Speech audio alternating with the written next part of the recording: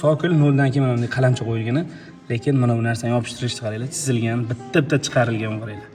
Qancha kant bo'lsa, shuncha qilib kirgizilgan. Nimani ko'rsatyapman bilasizlarmi? Hozir uzoqlashmay turaylik videomizda ko'rsatib beraman. Jakbarali degan usta akamiz borlar, ko'rishingiz mumkin. Angola Black tabiiy granitdan artizonda juda ham ajoyibini qilishibdi. Shaxsan menga yoqdi. Ataylab shu ish jarayonida boricha hali bitgani yo'q bu deyishyapti, lekin ko'rsataylik obunachilarimizga dedim, qaranglar. Juda chiroyli narsa, high-techga mos qilib, pulari mana bo'lib tushib pastga ketadi, hattoki nimalari ham ko'rinmagan qilib berishgan, traplarini. Eng muhimi mana bu narsa olinar ekan. Jakbarali ko'rsatayman, Jakbarali ukaxonimiz o'zlari. Yana ham bu xonadon hali bitgani yo'q, boricha. Ichidagini olib, bemalol tiqilganda boshqa tozalanadi. Xo'p, bu hozir mana moslamada olyapsiz. Buni moslamada. Uydagilar qanaqa qilib olishadi?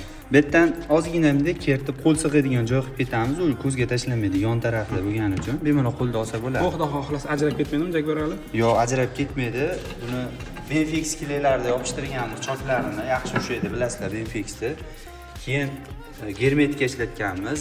Dyson germetikalarni temirga qo'shimcha joylariga, toshni o'ziga simlarni tiqib zakolobka qilib, svarka qilib ketganmiz profilga.